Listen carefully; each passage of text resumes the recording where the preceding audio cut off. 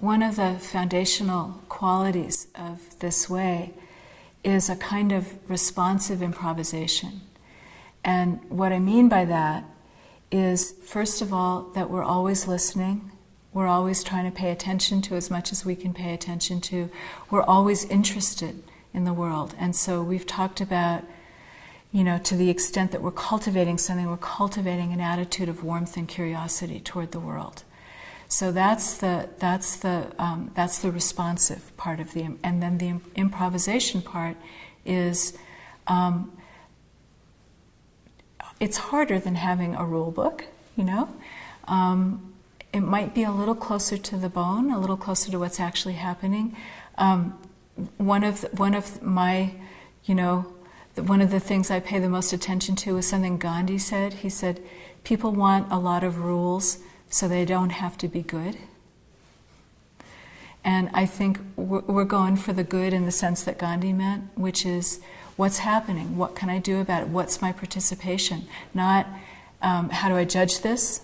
How do I fix this? How do I avoid this? Not those kinds of self-centered questions, but how am I already in this? And where do I go from here? What's my participation from this moment forward? It might be easier, to have. We're notoriously light on method, and that's because how do you have a method to be the whole universe moving through you? What's the method of that? If someone can figure that out, that'll be really interesting. So far what we have is much more in the realm of the willingness to participate. And so the methods that we have found, which are not methods at all, that help us in that is, for example, to make ourselves fetchable. Because if we sit still and stop jabbering and open our hearts enough, the world will come to fetch us. The world wants our awakening. So we don't have to make our awakening happen. We can't make our awakening happen. We cannot engineer it, manufacture it, run after it, hunt it down, acquire it, attain it, any of that stuff. None of that can happen. But guaranteed, if we allow ourselves to be fetchable, the world will come for us, and then all we have to do is say yes, which is not quite as easily done as all that, because one of the things that keeps us from being fetchable is fear, and fear is a gigantic part of human life.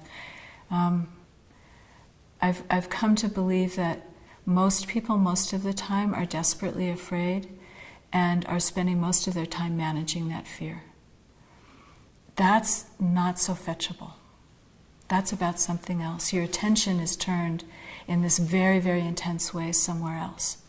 One of the things we do, especially early in this way, is to confront that fear, to come into relationship with it, and to work with it so that eventually it kind of dissolves as an obstacle.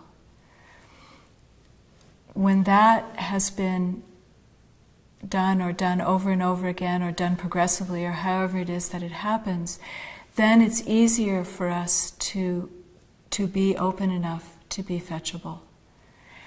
And there's a constellation of practices around being fetchable, like not living in your opinions.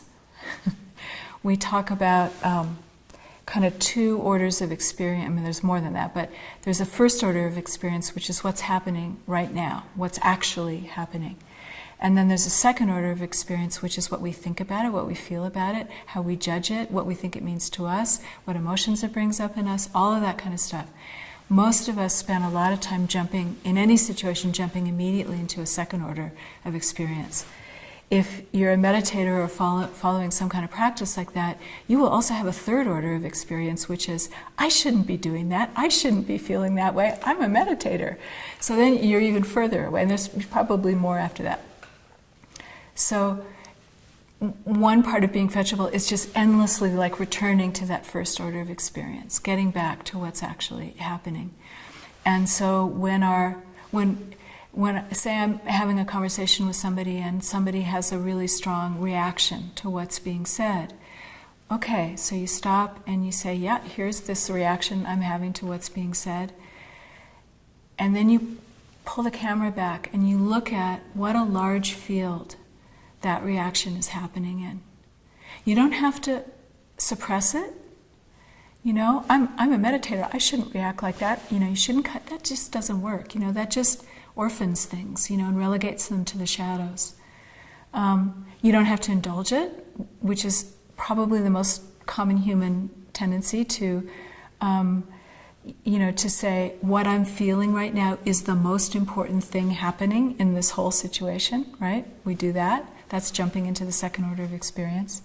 But if we can pull that camera back and say, oh, there's this other person, and this other person's words, and there's my reaction, and there's this room and the quality of the light, and cars coming by in the street outside, and maybe, you know, and the city, and the state, and the sky, and, excuse me, all of that is this moment too.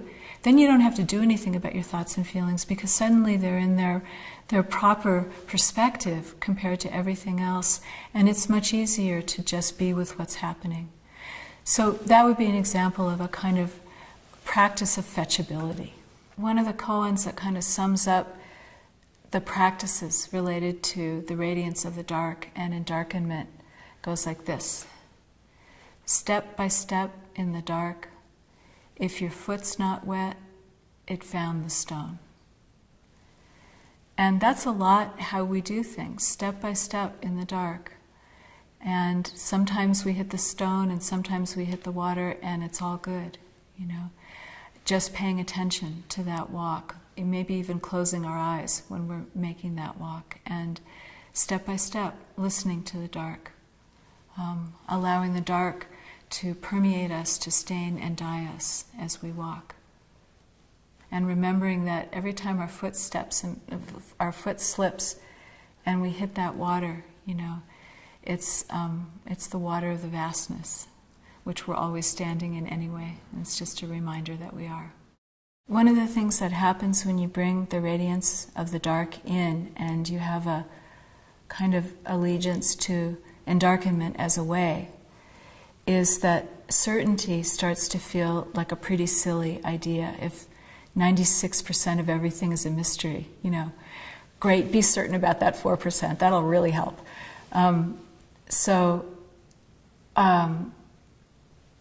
What happens is that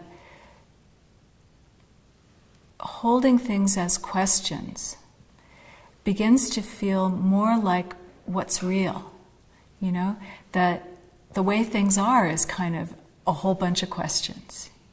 And so actually to ask questions is to come deeper into the way things are. So our way is a way of inquiry, and every koan is really a question of one kind or another. And by holding those questions over and over again, we begin to shift our perspective from one of trying to figure things out and get to certainty to one of asking a series of questions that open things up and open things up and open things up. And then you begin to see that some questions are more helpful than others in that process. So, for example, what is this is a much more helpful question than why is this? Why is this is generally a question about the self's concerns. Why is this happening? What can I do about it? You know, all of that kind of stuff. What is this is just, what is this? What's happening? How much can I understand about this situation without opinion? So one of the things that the koans are is a kind of, 1,300-year experiment in finding really, really, really good questions that are very helpful in holding us open so that a situation opens itself to us and we can find the unexpected move, the move that we never could have thought of, that the self never would have come up with, but that sort of imaginative leap that the great koan teacher Linji called a sideways move. And we have spoken amongst ourselves of when you come to a situation where it looks like you've got to choose between A and B, it's time to find C.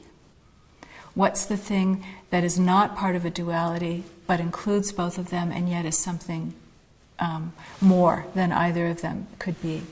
So it's never about landing on the right end of the polarity. It's always about finding that unexpected leap that transforms everything, that in the moment that it transforms our heart minds, it also transforms the situation, because it brings something in that a moment before, an instant before, didn't seem possible or was completely invisible to the situation. My hunch at the moment is that the world is suffering from an abundance of certainty. It feels like there are a lot of different groups of people very certain about what they're certain about, shouting their certainties at each other and changing no one's mind.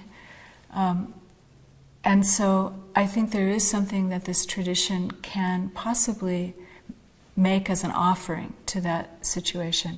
There's a verse that was written by one of the old Chinese teachers called Dongshan. And the first two lines of the verse are like this. We've taken them as a koan. For whom do you bathe and make yourself beautiful? The voice of the cuckoo is calling you home. And I really love it because it's not asking for whom do you beat yourself up and whip yourself into shape and make yourself a better person and think that this is all about a self-improvement project. It's for whom do you make yourself beautiful, which is to say, for whom do you allow to drop away those things that cause you and the people around you pain? For whom do you let all of that go so that that inherent beauty, that original face, becomes clear? Because that's what our original face is. It's our beauty when all of the junk that we've added to it has fallen away. For whom do we bathe and make ourselves beautiful? And simultaneously, the voice of the cuckoo is calling you home. Every moment is an invitation home.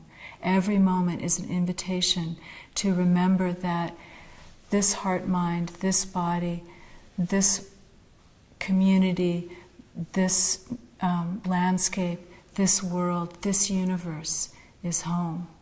And it is coming to get us. And really, all we have to do is walk out to meet it.